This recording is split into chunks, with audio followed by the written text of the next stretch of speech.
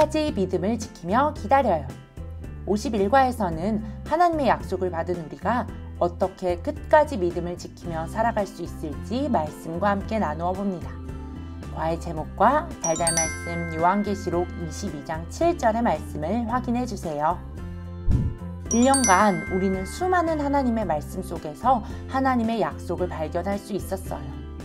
그중 가장 기억에 남는 하나님의 약속은 무엇인지 어린이들과 나누어 보세요.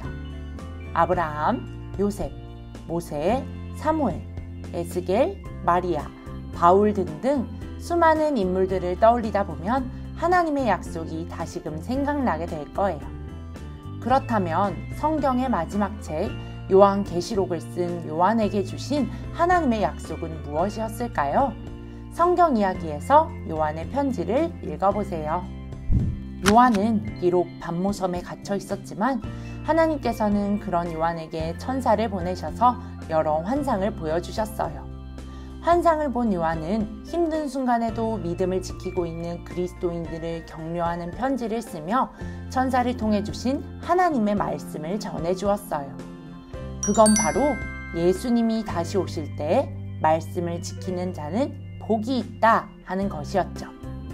예수님께서 언제 다시 오실지 우리는 알 수 없지만 하나님께서 반드시 약속을 이루시는 분이라는 것은 변함이 없어요. 예수님이 다시 오실 그날까지 말씀을 지켜나가는 어린이들이 되도록 힘껏 응원해 주세요. 그렇다면 말씀을 지키기 위해 우리는 무엇을 해야 할까요? 예배를 드리고 말씀을 묵상하고 매일 기도하고 복음을 전하는 등 말씀을 지키기 위해 매일매일 노력하고 실천해야 해요. 우리가 여태까지 말씀을 들으며 했던 수많은 다짐들을 기억하며 예수님이 다시 오시는 그날까지 힘써 지켜나가는 모두가 되기로 다짐해요. 마라나타는 초대교회 사람들이 했던 인사말인데 그 뜻은 주 땡땡이여 오시옵소서 라는 것이에요. 아래표에서 마라나타 글자를 골라 색칠해보면 빈칸에 들어갈 말을 발견할 수 있어요. 바로 주 예수여 오시옵소서 하는 뜻이죠. 우리도 다시 오실 예수님을 믿고 기다리는 사람들이 되기를 다짐하며 서로 인사해 볼까요? 마라나타! 아래 퀴즈를 풀기 위해서는 그림 속 힌트를 이용해야 한대요. 눈을 크게 뜨고 단어를 찾아 빈칸을 채워보세요.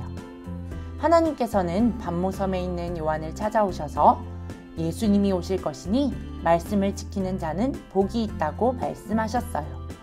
우리 어린이들도 하나님의 말씀을 지키며 살아감으로 구원의 큰 복을 받는 사람들이 되기를 바래요.